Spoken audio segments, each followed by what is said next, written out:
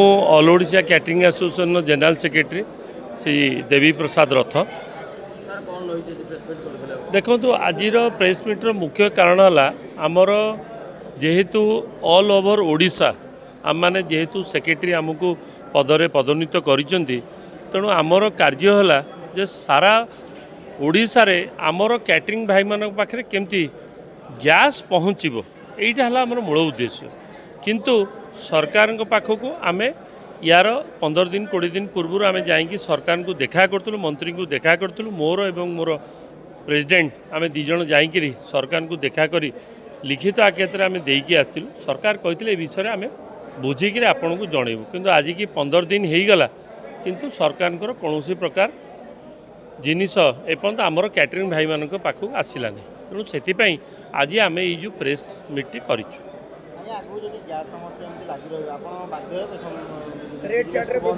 देखु आम rate chart कथा को बर्तमान जाइनु, बर्तमान केमती आमर सबू भाई मान पाखे गैस पहुँचब माने जोटा कि धरतु आम गोटे कथा को पड़ी आम मासक 200 दरकार आमको जदि 20 30 40 50 पर्यंत आसो ताले आम किसी काम करूँ, लोकों को सर्विस दे पारू। किंतु जदि आज लोकों पाखे गैस न पहुँचब ताले आम करूँ कौन, ये है प्रथम कथा। देखो काठ चुल्ली जहाँ हम आपणकर जी मोटा काटिया आइटम सी हो ना आपण को आजिका डेट्रे जमती सब प्रकार जिनस बहु प्रकार चाइनीज इंडियन कॉन्टिनेंटल इटालियन सब बाहर तेणु ताको तो चुली रे करिया संभव नुहे ना।